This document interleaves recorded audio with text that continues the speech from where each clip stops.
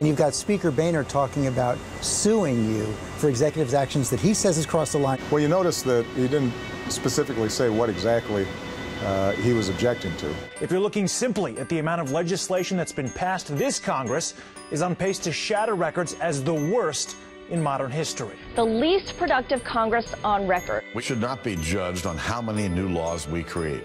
We ought to be judged on how many laws that we repeal. Only 12% of Americans approve the job Congress is doing, an all-time low. People today are saying enough is enough. The American people want a solution to our immigration problem. The economy needs a solution to our immigration problem. Several very vocal groups rallied outside demanding immigration reform.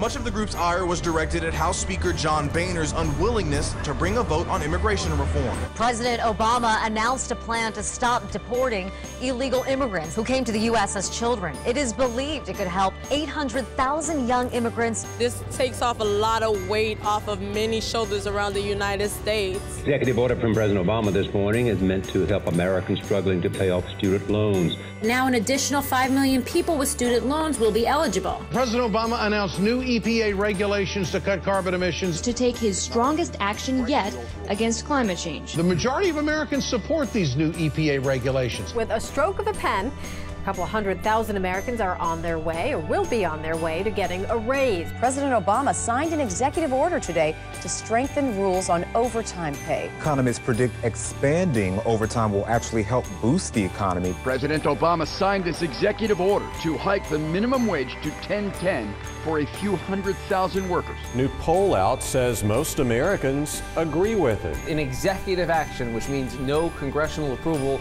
necessary. But the point here is the president is acting even though he knows Congress is not acting. I'm not going to apologize for trying to do something while they're doing nothing. What I've told Speaker Boehner directly is, if you're really concerned about me taking too many executive actions, why don't you try getting something done through Congress? The majority of American people want to see immigration reform done.